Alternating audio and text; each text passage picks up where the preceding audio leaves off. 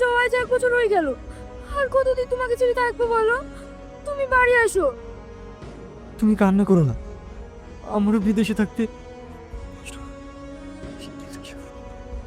আমাদের একটা ছেলে আছে, ওর ভবিষ্যতের জন্য তো কিছু করতে হবে।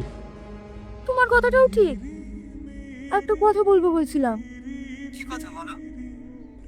বলছি তোমার কাছে এখন লাখখানিক টাকা হবে? এত টাকা নিয়ে তুমি কি করবা?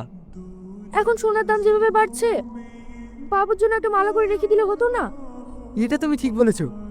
ঠিক আছে, তাহলে আমি আমার বন্ধুদের সঙ্গে কিছু টাকা ধার নিয়ে আজকে তোমাকে টাকা পাঠিয়ে দিচ্ছি। অবশ্যই, তাহলে বিকেলের মধ্যে পাঠিয়ে দিও।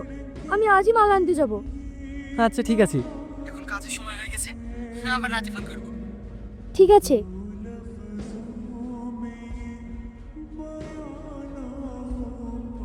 তুমি এসছো? এই দেখো, এক্ষুনি 1 লাখ টাকা মেরে দিয়েছে। Very good. চলো তাহলে আজকে তোমাকে বিয়ে করবো। এই দিনের বেলায়? রাতে গেলে হতো না? তুমি ভয় করছো? এই গ্রামে কারোর সাহস নেই আমার উপরে কথা বলার। চলো। সে তো আমি জানি।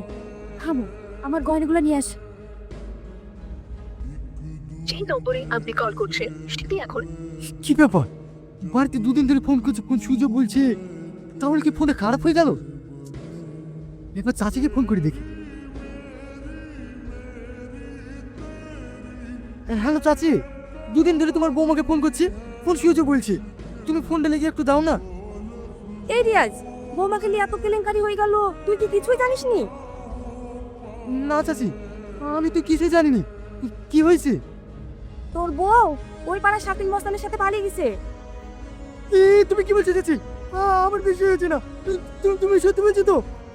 হ্যাঁ রে, আমি সত্যি বলছি। তুই তাড়াতাড়ি বাড়ি আয়, তোর ছেলের কাপড় কেউ থামাতে পারছে না। ঠিক আছে, আমি আজকে বাড়ি যাবো।